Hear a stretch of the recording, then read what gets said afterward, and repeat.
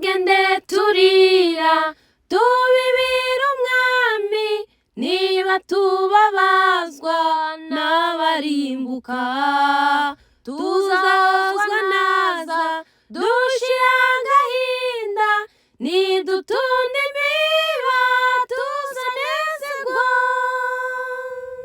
Haleluya, haleluya. Umwami Yesu ashimye. Bakunze umusaraba ndabasuhuje mwese mu izina rya Yesu Kristo. Amahoro y'Imana abane namwe.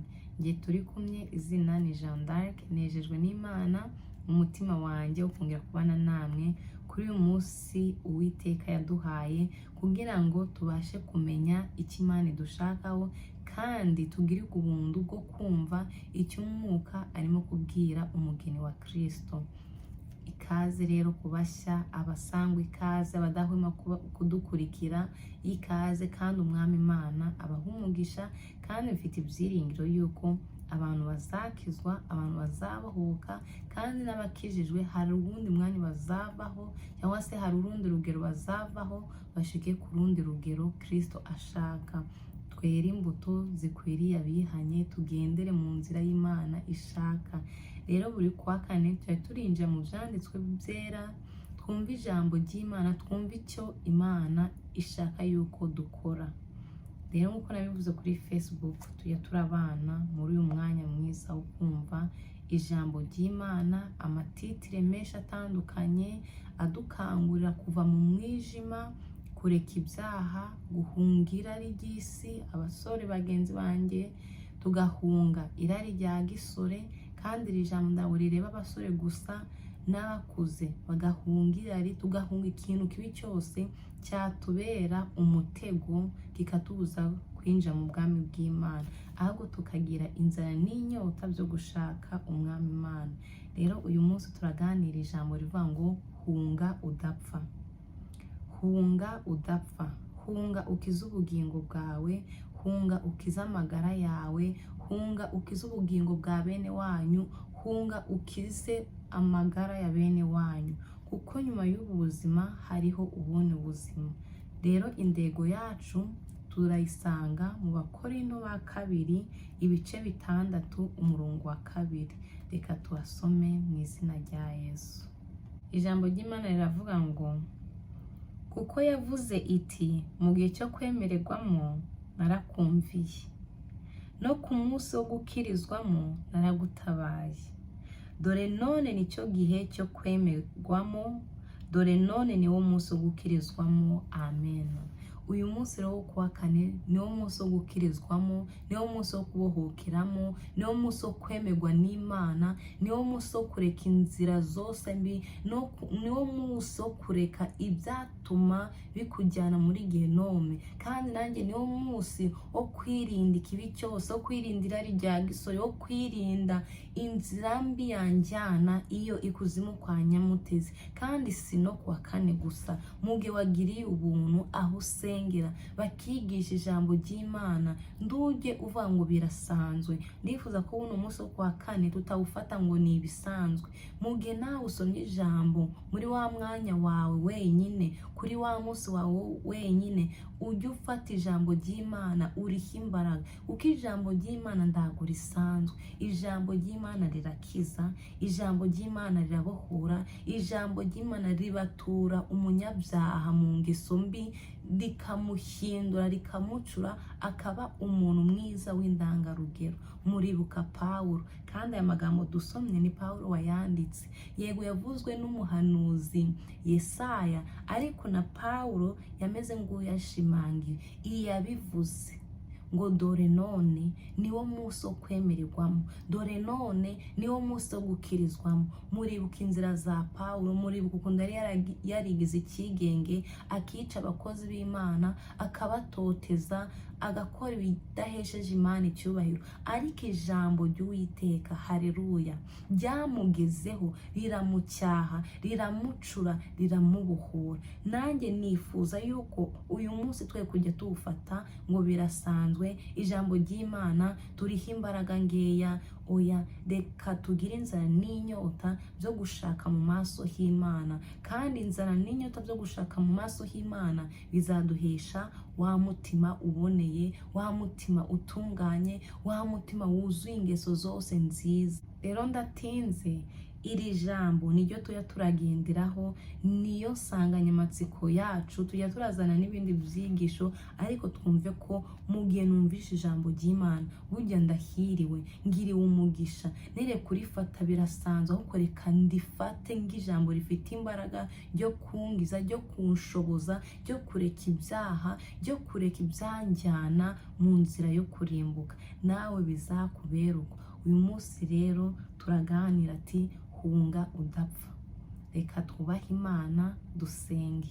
Uwiteka Nyiringabo, Mana ishobora byose, Mana ya Isiraheli, Mana ikomeye, Mana ya Aburahamu, Mana yacu, Mukiza wacu, Mubyeyi wacu, Mutanga bugingo, ndagushimye ko waturinze, ndagushimye ko watugiriye ubuntu, ndagushimye kuri uyu munsi waduhaye, kugira ngo uyu munsi Mwami tuwukirizwemo, kugira ngo uyu munsi Mwami tuwokeremo, kugira ngo uyu munsi Mwami dukize ubugingo bwacu, kugira ngo uyu munsi Mwami duhungira rya gisore, kugira ngo uyu munsi Mwami duhunge ibi byose byatuma Mwami tujya mu nzira zidashimwa nawe. Ndagushimye kubw'ubuntu watugiriye, kugira ngo Mwami natwe twegera ibirenge bya Kristo, maze ngo Mariya ngo yegera Kristo, ngo yicara bugufi bwiwe, ngo none ngo na Marita ngo ahugira mu mirimo y'isi, ahugira mu kwakira abashitsi. Nabyo byarari byiza, ariko waravuze ati ngo Mariya ngahisemo umugabane mwiza ngatazakwa. Nanjye ndagushimye, ndaguhimbaje kubw'uyu munsi waduhaye, wo kugira ngo tujye twumva ijambo ryawe, tumere nga Mariya wahisemo neza umugabane atazakwa. Natwe ijambo ryawe riri muri twe rigwiriye, naho Satani aba afite imbaraga zimeze ute, hamwe n'abambari be, hamwe n'ingabo ze zose, ngo tuzamuneshesha ijambo. Kuko Kristo yavuze ati ngo ntabwo dukwiriye gutungwa ngo n'umutsima gusa, ngahuko ng'amagambo yose ngava mu kanwa kawe, ngo niyo dukwiriye kurya kandi akatubeshaho mu gihe ngiki gikomeye, mu minsi igoye, mu minsi y'ubuhenebere. Ijambo ryawe niryo rizabashisha uwizeye wese. Ndagushimye ko natwe aduhaye umugabane mwiza, ndagushimye ku bwa mene data uhisemo neza kumva ijambo ryawe. Reka ijambo ryawe rigwire muri we, rifite imbaraga, rifite ubwenge bwose, mu izina rya Yesu Kristo. Mana ndasenze imitima yacu uyitunganye, utunganye imitima y'abakwizeye bose, kugira ngo dukore ibyo ushima, kugira ngo dukore ibyo ushaka. Tunganya imitima yacu kugira ngo ijambo ryawe rigire umumaro munini muri twe, kugira ngo ijambo ryawe ryere imbuto mu izina rya Yesu. Uturinde Mwami amaganya y'isi, kuko amaganya y'isi ngo ni rya jambo rigwa mu mahwa, nk'amahwa ya kariniga. Uturinde amaganya yo mu mutima, uturinde kwifuza mu izina rya Yesu. Uturinde ikibi cyose cyane ng'ijambo ryawe tugiye kwakira mu izina rya Yesu. Ijambo ryawe uririnde kugwa ku kara, uririnde kugwa mu nzira, uririnde kuribwa n'inyoni mu izina rya Yesu. Uturinde kumera ngo ababani bumva ijambo ryawe, ngo bagera iyo bagera bakibagirwa ibyo babwiwe, bakibagirwa ibyo bigishijwe. Uturinde kumera ngo wa muntu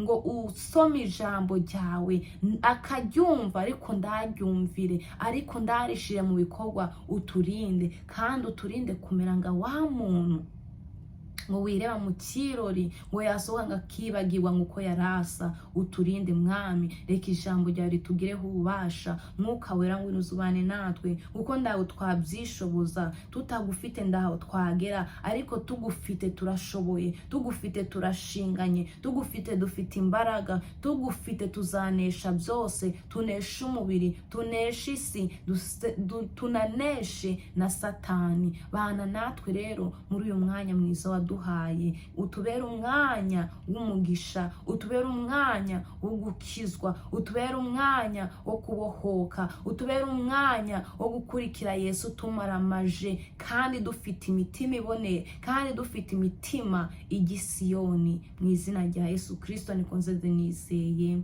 amen, amen.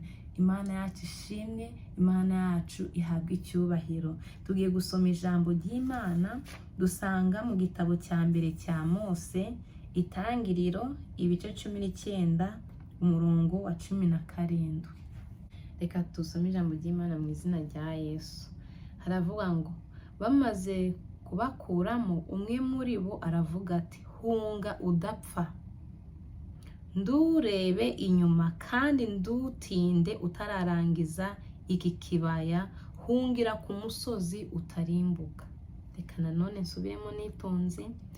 Bamaze kubakuramo, umwe muri bo aravuga ati, hunga udapfa, ndurebe inyuma kandi ndutinde utararangiza iki kibaya, hungira ku musozi utarimbuka. Amen. Mbere yuko ninja mu cyigisho, reka mvuge kano kantu gato. Murabona umusaraba ubutezi, cyangwa se ubuteza amaboko, umeze uko umusaraba. Ndagira ngo uwo musaraba uko uteza amaboko kandi ndago uhinye, ndagira ngo none kwizera kwawe cyangwa se ibitekerezo byawe ubizamure, urebe none Kristo ateza amaboko, kandi amaboko ye ni magari, ni maremare cyane. Ntabwo muri isi twabonaho amaboko ya Kristo yarangira ndi twayapima ngo tumenye ibipimo byayo. Na Yesu rero ateza amaboko kwakira njyewe, ateza amaboko kukwakira, ateza amaboko kwakira umugana wese. Umuntu ufite umutwaro, arushye, aremereye, Yesu arashaka kumwakira. Ushobora kuba urwaye, Yesu arashaka kugukiza. Ushobora kuba uruhijwe n'ibyaha, Yesu arashaka kukubohora, aguha amahoro y'abisi batazi, amahoro ya Yesu ngatemba nguruzi ngabisi ndibayazi. Yesu arashaka kuguhindurira izina, kwitwa mujura, kwitwa umusambanyi, bakakwita amazina menshi atandukanye, y'amazina bakwita muri karitsiye, y'amazina bagenda bakuvuga ati uriya ni umuntu uvuga abandi, uyu ni umucamanza, uyu yigize ukundu. Ndagira ngo tuze imbere ya Yesu, tumubwire ibyacu, ibyatunaniye kubivamo, ibyatunaniye kureka, tubwire Yesu, tumubwire kuko yiteze kutugira neza, yiteze kutubohora, yiteze kudukiza, yiteze kuduhindura ubuzima, kandi ndetse yiteguye kuduha ubugingo buhoraho. Amen. Yesu yiteguye kuguhindura izina.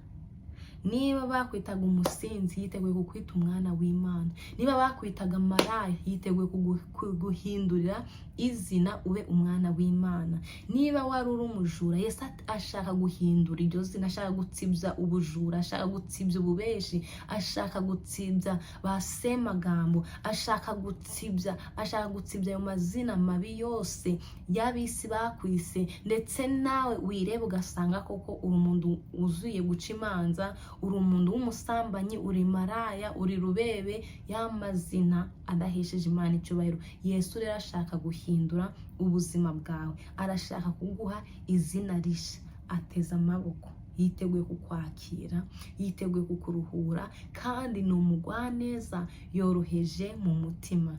Yesu yavuze ati ngo, yemwe abarushye n'abaremerewe, nimuze musange, mwemere munyigire kuko ndi umugwaneza kandi noroheje mu mutima. Yesu yemeye kuruhura abarushye. Ushobora kuba uruhijwe n'ibyaha, warabuze amahoro, ushobora kuba uruhijwe n'ibintu, ushobora kuba uruhijwe n'irari, ushobora kuba uruhijwe n'ubusambanyi. Kuva se ninde wangiza iki cyago, ninde wangiza iki cyaha, ninde wambohora, ku buryo nawe ukora ibyaha ukizina ukavuga se Mana koko yaba nabona umuntu wangiza iki kintu namushimira. Uwo muntu rero nda wundi ni Kristo, kandi Kristo we ndabiguzi akeneye, nda amafaranga ashaka, arabikora ku buntu kuko yuzuye ubuntu kandi ni umutunzi w'imbabazi. Yesu yiteguye kukugira neza, Yesu yiteguye guhindura ubuzima bwawe bushya, yiteguye kuguha umutima uboneye, yiteguye guhindura amateka ndetse n'ubuzima bwawe ndetse n'umuryango wawe. Yesu yiteguye guhindura ubuzima bwawe ukaba umwana w'Imana, Imana ihabwe icyubahiro. Rero ijambo ry'Imana ryatubwiye ngo umwe muri bo ngarababwira ati ngo nimuhunge mudapfa. Iri jambo ryabwirwaga Loti n'ab'inzu ye. Reka wenda mbivuge muri iyi mvugo, iri jambo ryabwirwaga Loti n'abo mu nzu ye bemeye kumvira Imana. Kuko iyo usomye 18, 19 aya magambo witonze usanga yuko afite abahungu ndetse n'abakobwa bakazana n'abakwe banze kumvira Imana. Ubwo Imana yarimbuye Sodomu nabo bararimbutse, kuko ngo bafashe iby'Imana ngo babigira ibikino, barabikinisha, barabipinga. Ndagusengeye kandi nanjye nisengera mu izina rya Yesu, Imana igiturinda gupinga abakozi b'Imana, Imana igiturinda gufata ijambo ryayo tukarigira ibikino, tugakeresa ubuntu bw'Imana. Were gukeresa ubuntu bw'Imana, uyu munsi no kwemererwamo n'Imana, kandi uyu munsi no gukirizwamo. Iki ni cyo gihe cyawe cyo gukizwa, ukareka inzira mbi, ukareka inzira z'abanyabyaha, ukareka kwifatanya n'abatizera Imana, ukava mu banyamagambo, ukava mu basambanyi, ukava mu babeshyi, ukava mu bajura, ukava muri ya misi mibi y'ubuhenebere igiye kuzarimbura ab'isi banze kumvira Imana. Imana ishaka rero kukugira neza. Rero igihe cyarageze, Imana ishaka kurimbura Isodomu. Subiye inyuma gato sindabitindamo, Aburahamu yari ari inshuti y'Imana, ingoramutima, inshuti magara. Murabona hari ufite inshuti ukayibwira utwawe twose, yaba ari n'umujene, abakobwa, basore, ibintu utabwira mama wawe ukabibwira inshuti yawe. Rero na Aburahamu ngo yabaye inshuti y'Imana magara. Imana iramanza mumenyesha ko igiye kurimbura Sodomu na Gomora. Nubana n'Imana uzamenya amakuru, nubana n'Imana hari ibintu bitazagutungura mu buzima, hari ibintu utazabona bikwikubisa imbere mu rubyaro rwawe, ku mutware wawe, ku mufasha wawe, hari ibintu bitazagutungura. Ukicara ufite isezerano, haba ari byiza haba ari bibi, kuko nibyo bibi hari igihe biba kugira ngo Imana ipime umutima wawe, kugira ngo ipime kwizera kwawe, kugira ngo irebe urukundo uyikunda. Muribuka ibyabaye kuri Yobu ni birebire n'amateka. Rero haba ari byiza haba ari bibi, utunganiye Imana, ubana n'Imana, ukabishuti y'Imana, ntabwo Imana izagutungura. Kuko ijambo ry'Imana rivuga ngo nta kintu izakora itabanjije kubwira indore zayo ziyisenga ku manywa na nijoro. Umwami ashimwe.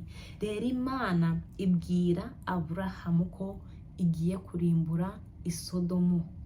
Ab'isodomu banze kumvira Imana, bakoze ibyaha, bababaje Uwiteka, bakoze ibyaha by'indengakamere, umugabo ku mugabo, umugore ku mugore, ubutinganyi buba ubutinganyi. Icyo cyaha kirazamuka kigera imbere y'Imana, kirayinukira. Kandi si ukuvuga ko Uwiteka atatumye abantu ngo baburire ab'isodomu, ahubwo banze kumvira ijambo ry'Imana. Ijambo ry'Imana barigira imikino, baravuga ati twikomeze mu byo kwinezeza, dukomeze isi iraryoshe, arega ubuzima ni bugufi. Ninde wakubeshe ko ubuzima ari bugufi? Nubwo ari bugufi ukiranuka Imana bukubera burebure. Imana yacu rero itugire neza, nubwo ari bugufi ndi buguhaye uburenganzira bwo gukora ibijyanwa n'amaso y'Uwiteka, byo gukora ibidahesheje Imana icyubahiro. Imana igufashe kandi nanjye Imana imfashe itugirire neza. Ko nababwiye, nushaka mu maso h'Imana ugakora ibyo Imana ishaka, ntabwo Imana izagutungura. Imana yabwiye amakuru Aburahamu. Iyo tubanye n'Imana tumenya amakuru, tumenya amabanga, tumenya ibyo Imana idushakaho, tumenya ibyo Imana izakora mu miryango yacu, mu buzima bwacu. Tukaba twicaye dufite amakuru y'abatware bacu, tukaba twicaye dufite amakuru y'abafasha bacu, tukaba twicaye dufite amakuru y'abana bacu, tukaba twicaye dufite n'amakuru y'igihugu. Kandi utari umuyobozi, ariko bitewe n'iki? No gusenga, no kubana n'Imana, no kuba inshuti y'Imana. Arega shuti, ubana n'Imana amenywa nayo, kandi ubana nayo amenya amabanga y'Imana, amenya ibizaba ejo, akamenya n'ibizaza mu gihe atazaba akiriho, kuko Uwiteka yamukunze akaramata, amumenyesha ibintu byinshi. Imana ishimye. Sindinda kuri Aburahamu. Rero aya magambo yabwiwe Loti n'abemeye kumvira Imana. Nk'uko nababwiye, Loti yari afite abakwe, yari afite abakazana. Abakazana n'abakwe ngira ngo ni ab'i Sodomu, kuko banze kumvira iby'Uwiteka. Imana ikunze kubwira abantu bere kwifatanya n'abanyamahanga. Mu mvugo ya none cyangwa se mu buryo bw'umwuka, ni ukuvuga ngo twere kwifatanya n'abatizera. Barongoye abapagani n'abandi bashakira mu bapagani. Rero bumvishe ijambo ry'Uwiteka barigira ibikino, banga kuryumvira, bikomeza mu byo kwinezeza. Imana itugire neza. Rero Imana ngo yabwiye abamarayika ngo nibagende i Sodomu barimbure, kuko banze kumvira. Ngab'i Sodomu,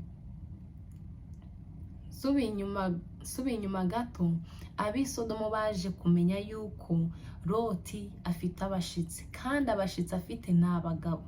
Ngo none ngo abagabo b'i Sodomu ngo bifuza, sinava ngo bifuza, ahubwo ngo bashaka kuryamana n'abo bagabo Loti acumbikiye. Imana itugire neza.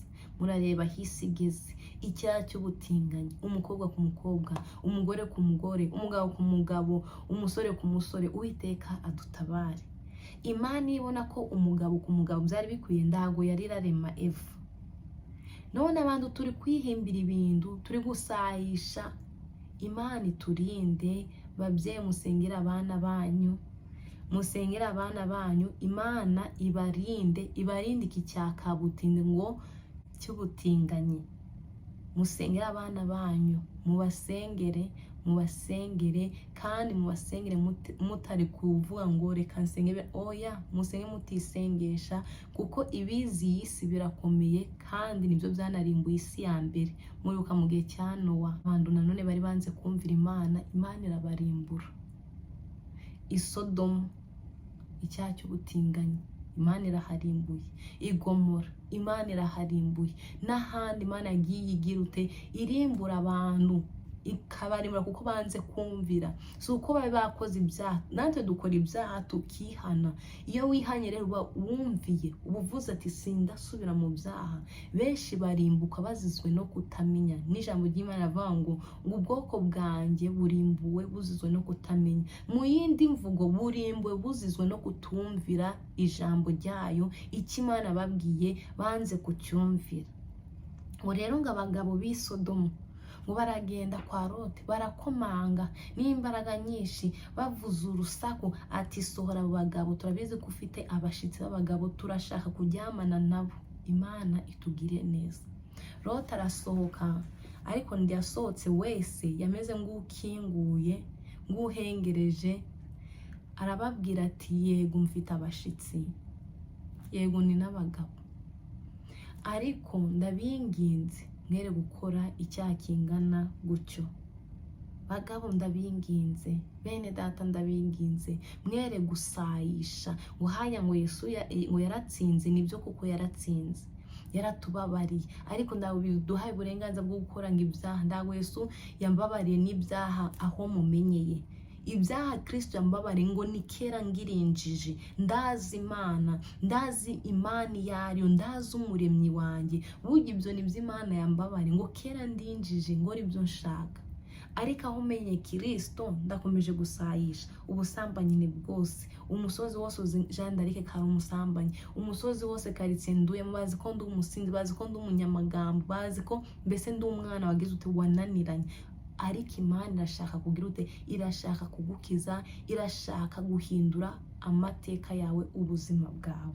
Imana itugire neza. Ngo niho Loti yanze arababwira ati ntago mwari mukwiriye gukora icyaha bene aka kageni, ngo ariko icyakoza mfite abakobwa banjye batarabonana n'abagabo, ndabasohora mu bakoreshe icyo mushaka.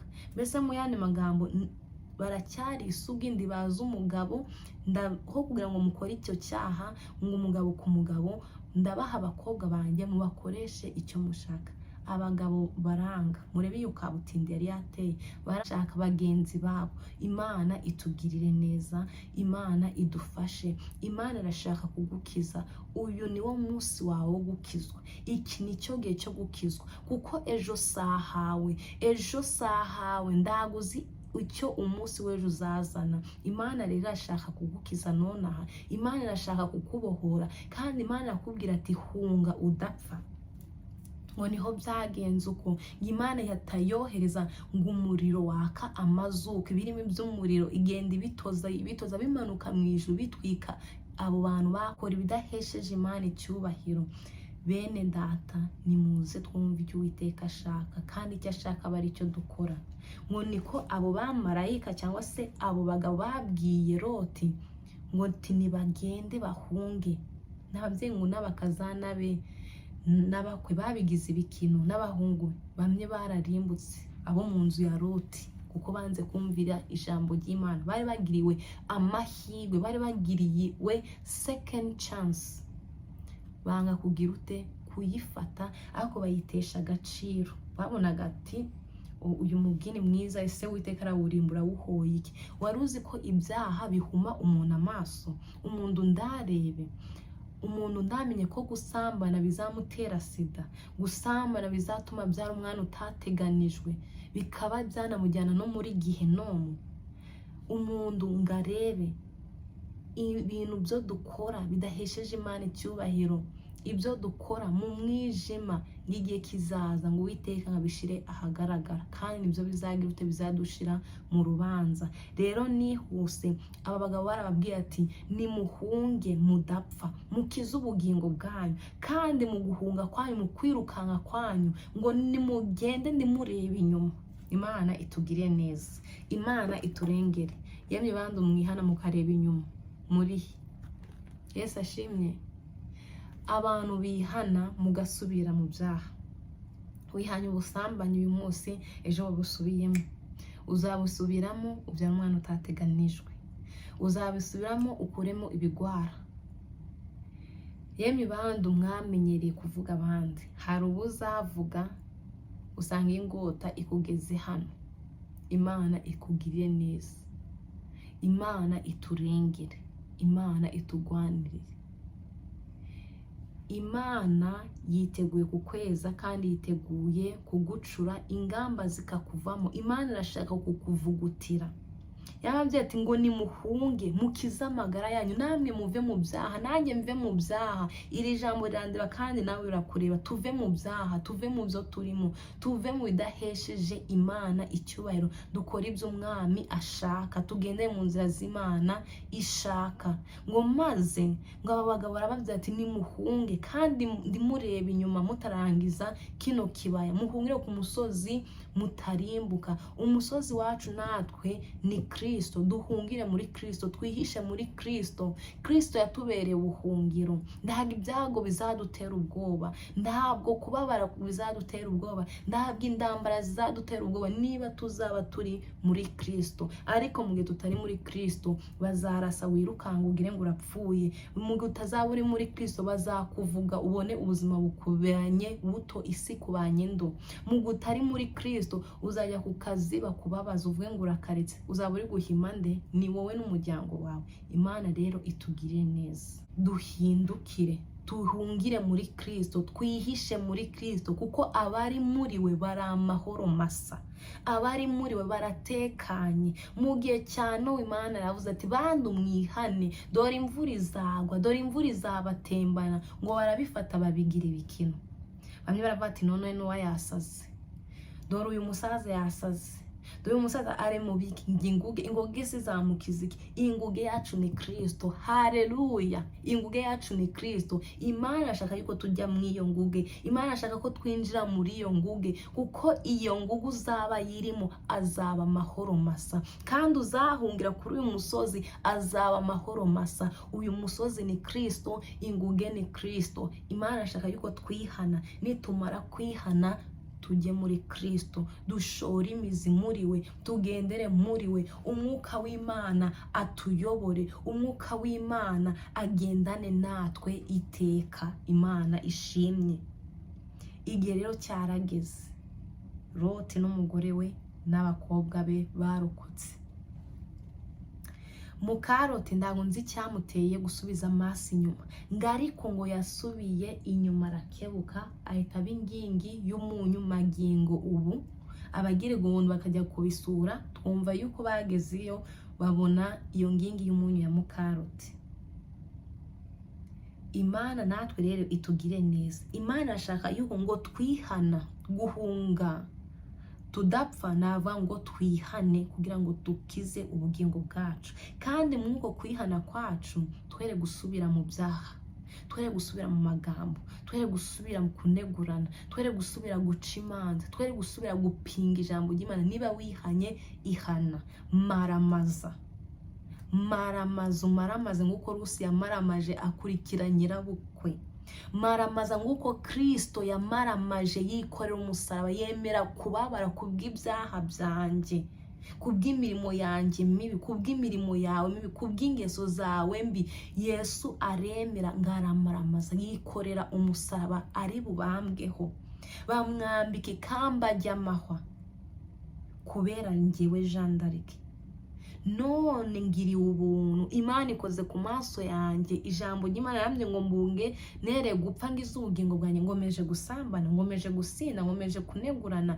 Uwiteka turinde, Uwiteka turinde, twere gukora ibyaha ngana dusayishe ngo ubuntu ngo Yesu ngo yaratubabane ngo nibya tuzakora. Izo nyigisho ni za fake, izo nyigisho ndago zizabageza mu ijuru. Ndago Yesu yakoze, ndago Yesu yakubabariye ngo ibyaha uzakoresha, ahubwo yakubabariye kera ukirinjije, utazi Imana, utazi umuremyi wawe. Ibyo nibyo Imana yakubabariye. Ariko aho umaze guhishurirwa, ukamenya Kristo, ukamenya Imana, uri kwikururira urubanza, uri kwishiraho amakara, uri kwishiraho amakara.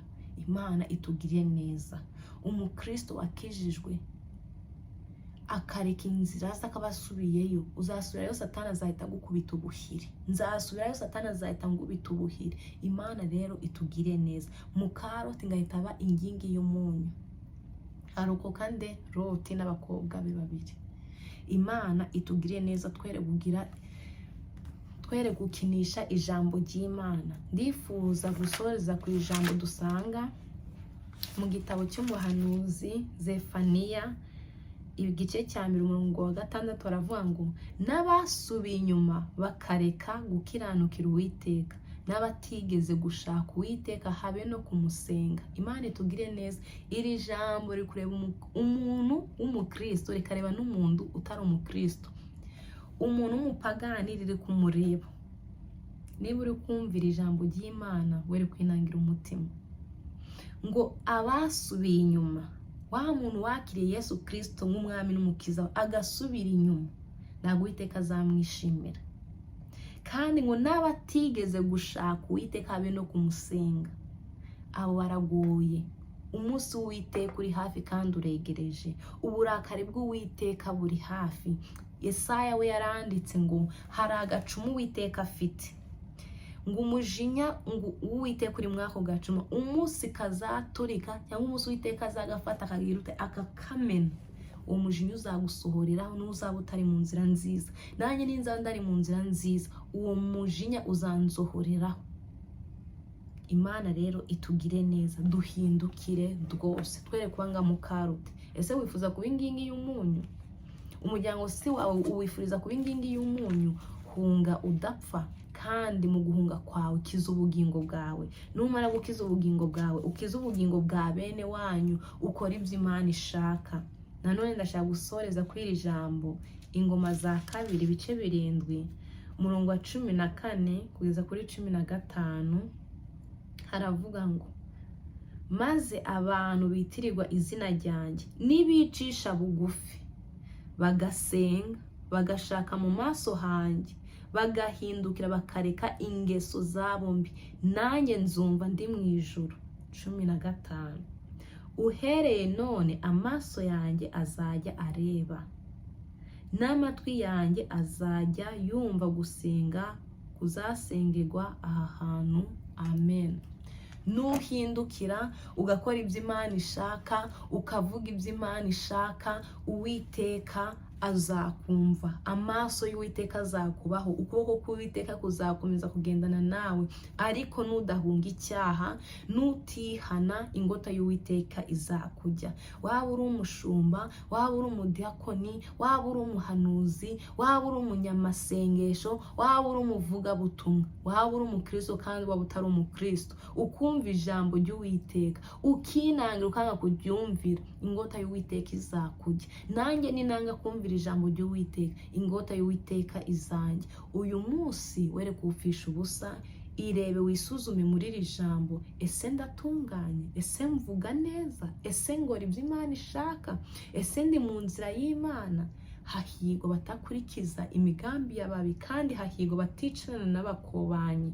Imana itugire neza, Imana iturengere. Fatanya nanjye muri uyu mwanya dusenga Imana, tuyinginge. Aho waba warakosheje uyatura ibyaha byawe, uce bugufi, dusenganire isengesho, dusaba Imana itweze, dusaba Imana itubohore, kuko ijambo ryayo ni ryo kwizewa kandi ijambo ryayo rirakiza. Nababwiye ngo Yesu ameze gutya, ateze amaboko, arashaka kugukiza, arashaka kukubohora, arashaka guca uwo mugozi, arashaka kugutandukanya na kamere, arashaka kugutandukanya n'irari ry'isi, arashaka kugutandukanya n'ubugome, arashaka kugutandukanya n'umujinya, arashaka kugutandukanya n'amatiku ndetse n'amagambo, arashaka kugukura i Sodomu ngo akujyane i Sowari. I Sowari niho Uwiteka yabwiye Loti ngo ahungire we n'umuryango we, kugira ngo batarimbuka, kugira ngo umujinya w'Imana utabasohoreraho. Ca bugufi aho uri, wihane kandi wihanire kureka. Were kwihana nga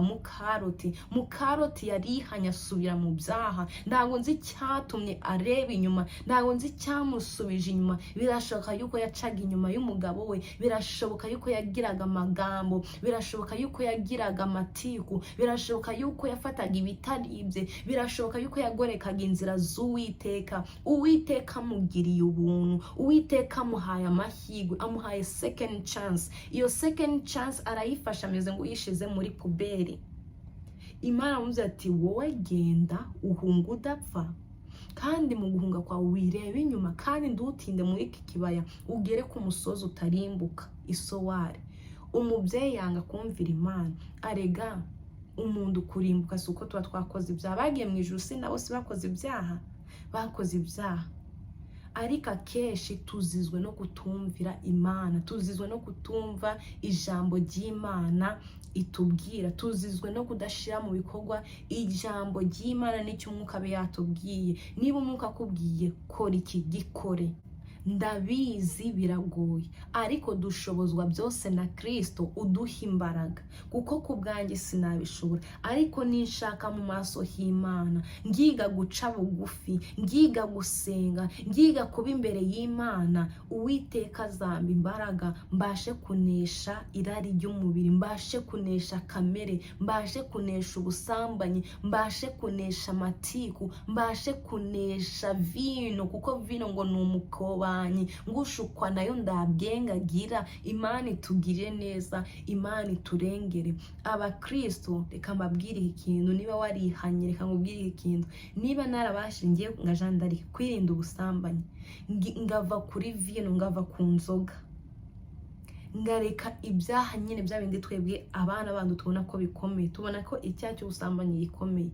Usambanye ubesha imbere y'Imana birangana, ariko hari igihe dukora ibyaha bikanukira Uwiteka, uruhare bw'Uwiteka akabusuka ukarimbura umuntu.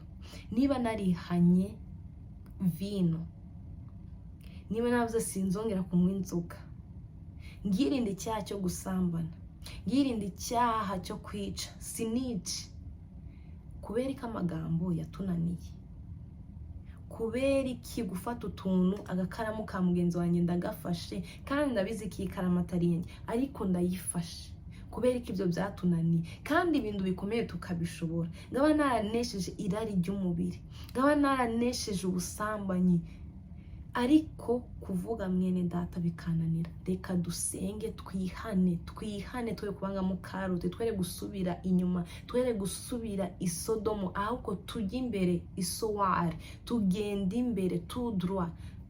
Ndakujya à gauche, ndakujya droite. Oya, fata inzira, iyi nzira iri tout droit n'Imana idusaba. Were gukozwa hirya no hino, were gukozwa hirya no hino. Twihane kandi twihanire kureka. Reka dusenga Imana. Imana yuzuye imbabazi, iteza amaboko, irashaka kukwakira, irashaka kunyakira, irashaka kungiza ubugingo bwanjye kandi gakiza n'ubugingo bwa famiye yanjye. Reka dusenga Imana mu izina rya Yesu. Mwami Yesu, Mana ishobora byose, Mana ifite imbaraga, Mana ikomeye, Mana itunganye muri byose. Turagushimye kubw'ijambo ryawe, turagushimye Mwami kubw'umwuka wera, ngo umwuka wera ngo niwe uzemeza ngo abisi ibyaha byabo. Natwe Mwami duciye bugufi, dusanze twarakoze ibijyanwa n'amaso yawe. Ndakwinginze z'imitima yacu, ndakwinginze tubohore, ndakwinginze dutandukanye n'irari ry'isi, ndakwinginze kiza ubwoko bwawe mu izina rya Yesu Kristo. Mweretse uyu mwene data uciye bugufi, mweze mu izina rya Yesu. Mwami umukize, Mwami umwiyereke, buni busha mu izina rya Yesu. Umurinde umutima wa mukaroti, umurinde umutima wa mukaroti wo gusubira mu byaha, wo gusubira mu busambanyi, wo gusubira kuri vino, kuko vino ni umukobanyi, ngushukwa nayo ndabwengagira. Mwami ndakwinginze kiza imitima y'ubwoko bwawe. Uyu mwene data Mwami wifuje kugaruka imbere yawe, wifuje kongera kugendera imbere yawe, mweze umutunganye, amaraso yawe amweze, umuhe umutima mushya, umutima wuzuye urukundo, umutima wuzuye Mwami ibyishimo n'umunezero, umuhe umutima wuzuye mwuka wera, ayobogwe na mwuka wera, ayobogwe na mwuka wera. Umurinde kwiyobora, umurinde kwigenga mu izina rya Yesu. Uyu ni wo munsi wo gukirizwamo, iki ni cyo gihe cyo gukirizwamo, kuko ejo sahacu, ejo sahacu ngo Mwami twari dukwiriye kugusaba ngo twigishe kubaranga iminsi yacu. Ndakwinginze kiza mwene data, uwemeye kugaruka umukize, kandi ndamusenge umuhe imbaraga zo kunesha icyaha, umuhe imbaraga zo kudakebuka ngo arebe inyuma, umuhe imbaraga zo kudasubira mu byaha, aho kumuha imbaraga zo kwicisha bugufi. Ijambo ryawe Mwami mu ngoma riratubwiye ngo ngabandu bitiriwe izina ryawe, ngo nibemera bagaca bugufi, ngo nibemera bagaca bugufi uzabagira neza, ngo nibasenga ngo uzabumva, nibashaka mu maso hawe bazakubona, ngo kandi ngo none ng'amaso yawe ngajya abareba, ngo kandi ngo ujya abatega amatwi. Ndakwinginze utugire neza, uduhe kumvira, kuko Mwami kutumvira kwarimbuye abo mu gihe cya Nowa, kutumvira kwarimbuye abantu benshi. Sawuli yanze kumvira, umukura ku ngoma. Ndakwinginze tugire neza, ijambo ryawe ridukize kandi ijambo ryawe ritubohore. Kristo ateze amaboko, yatubereye umuhuza nawe, reka yongera duhuze. Reka Kristo ahuze Mwami uyu mwene data, reka ahuze uyu musaza wanjye nawe, reka Kristo ahuze uyu mubyeyi nawe, reka Kristo ahuze uyu mwene data nawe, reka Kristo yongere amushikirize indebe yawe y'imbabazi. Reka Kristo yongera amuzana imbere yawe data mweze kandi umutunganye. Ndagushimye kubw'ijambo ryawe, ndagushimye kuko utubabariye, ndagushimye kuko ubabariye mwene data, ndagushimye kuko umukijije ngo y'ibyaha, ndagushimye kuko umuhaye imbaraga zo kuba imbere yawe, ndagushimye kuko umuhaye imbaraga zo kunesha icyaha. Mwizina rya Yesu Kristo mubashije kandi umukomeze, kandi mwami umuha imbaraga zo kwirukanga ahunga icyaha mwizina rya Yesu. Erega kwirukanga se kuno mwami twirukanga mu mubiri, oya huko agira imbaraga zo kugushakisha, agira imbaraga zo gupfukama imbere yawe, agira imbaraga zo kubana nawe. Mwama yumve afite inzara n'inyota mwizina rya Yesu. Mwami teza ubwoko bwawe inzara n'inyota byo gushaka gukiranuka, byo gushaka gutunga umutima uboneye, byo gushaka kugendana nawe imisi yose, byo kugendana nawe kugira ngo ubwo Kristo azaza aje gucura umugeni we azasange uyu mwene data aboneye, nanjye Kristo azasange mboneye kandi mfite umutima umutunganiye. Ndagushimye kubw'ijambo ryawe, ndagushimye kubw'imbuzi yawe. Mwami reka imiburo yawe tuyumvire mwizina rya Yesu Kristo. Tugirire neza mwami, ndagushimiye. Komeza utugire neza, komeza utugire neza, komeza udusure, komeza udusange. Mwuka wera tuyobore mwizina ry'umwami wacu Yesu Kristo niko nziwe n'izino n'iteka ryose. Amen, amen. Mwakire imbabazi z'Imana kandi muzizere. Kwihana kwiza ni ukureka. Kristo abahe umugisha. Itangazo nifuza kuba nakongeraho, buri kwa mbere tujya turasenga saa 7 alive kuri YouTube. Dusengere ubugingo bwacu, dusengere n'ubugingo bwa bene wacu, kandi dusengere na bene wacu batarakizwa, inshuti. Dusengere ubwoko bw'Imana kugira ngo abantu bagarukire Imana, bakore ibyo Imana ishaka. Rero buri kuwa mbere tujya turabana dusenge isengesho rivuga ngo Mana kiza ubugingo bwanjye. Tujya turifashisha ijambo rigufi cyangwa se indirimbo, ariko nabo bijya biraba kwa mbere mu kwezi, bijya birambamo kabiri. Icyumweru cya mbere cy'ukwezi n'icyumweru cya gatatu cy'ukwezi tujya turabana muri uwo mwanya. None buri kwa kane tujya turabana, buri kwa kane ho tujya turabana mu mwanya mwiza wo kumva ijambo ry'Imana. Mwami Imana abaha umugisha kubwo kubana natwe. Shalom, shalom.